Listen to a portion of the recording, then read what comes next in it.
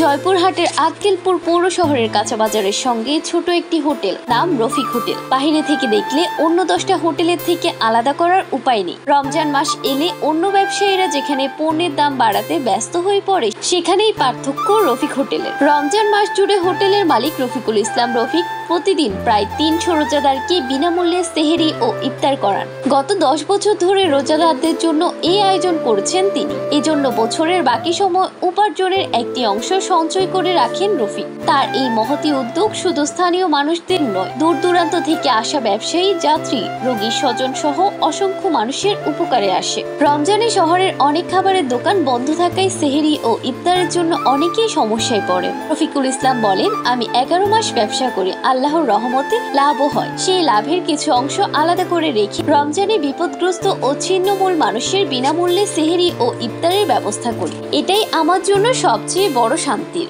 2016 সালে শুরু করা এই মহৎ উদ্যোগ তার 12 জন কর্মচারী রমজান মাসে বিনা পারিশ্রমিকে কাজ করেন। তারা একত্র হয়ে মানুষের সেবা করেন। জানা গেছে, সেহেরিতে খাবারের তালিকায় থাকে গরুর মাংস, মাছ, সবজি, ডাল ও 1 গ্লাস দুধ। ইফতারে পরিবেশন করা হয় বিরিয়ানি, ছোলা, বুট, পুরিন্দা, মুড়ি, পেঁয়াজু, বেগুনি ও শরবত। খাবার শেষে কেউ টাকা দিতে চাইলে রফিকুল ইসলাম বিনয়ের সঙ্গে বলেন, রমজানে আমার হোটেলে খাবার জন্য টাকা দিতে হয় না, এটা আল্লাহর সন্তুষ্টির জন্য করছি। রফিকুল ইসলামের হোটেলের কর্মচারীরাও 1 মাস বিনা পারিশ্রমিকে কাজ করেন। কর্মচারী বুধা মিয়া বলেন, মালিক যেখানে 1 মাস ধরে 300-র বেশি মানুষকে ফ্রিতে খাওয়াচ্ছেন, সেখানে একটু শ্রম দিলে কি সমস্যা? 11 মাস তো বেতন পাই, শুধু 1 মাস খাবার দেন, তাছাড়া ঈদে বেশি বোনাসও দেন। এই কাজ করতে পেরে ভালোই লাগে।